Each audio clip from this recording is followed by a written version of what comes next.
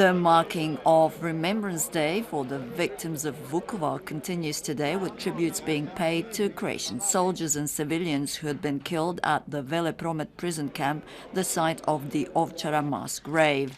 Some 10,000 soldiers and civilians passed through the Velepromet hangar, where more than 700 were killed, many of whom are still registered as missing.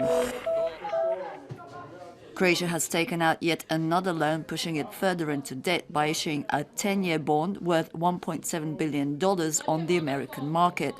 The bond has a yield of 6.2%. The Deputy Finance Minister Boris Lalovac admitted that Croatia had taken out this loan earlier than planned, adding that conditions for borrowing now were more favorable than those expected in the new year.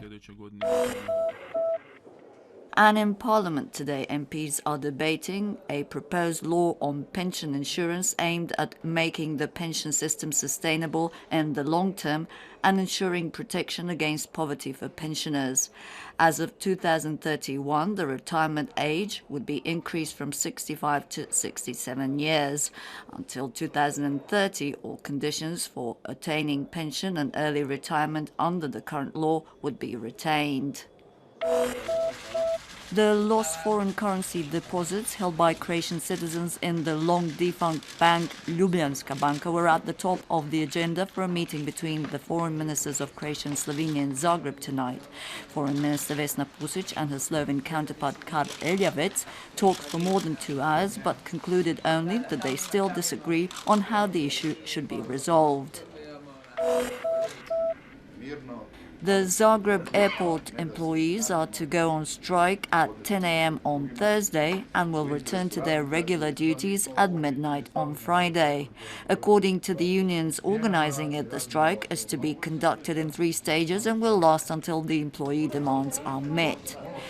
The national carrier Croatia Airlines has announced that regular flights on Thursday and Friday will be disrupted. The strike is the result of the Zagreb Airport employees failing to reach a deal with the employer over the collective agreement.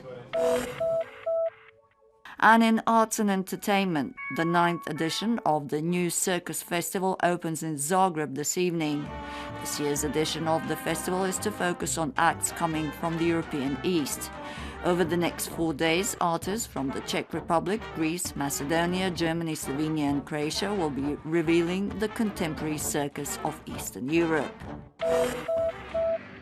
And in sports, Croatia has qualified for the 2014 World Cup in Brazil after defeating Iceland in Zagreb last night by a score of 2-0. The draw for World Cup groups will be held in Brazil on December 6th.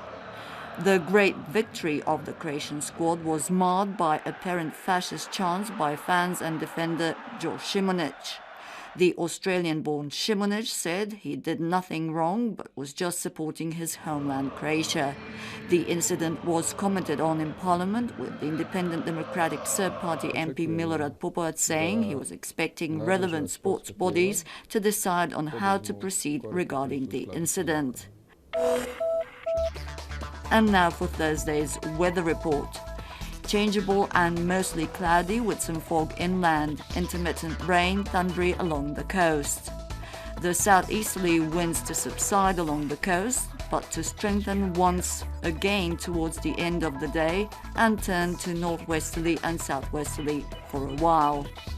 Morning temperatures of between 2 and 7 degrees inland and of up to 16 degrees along the coast, while the daily highs will range from 12 degrees inland to 19 along the coast.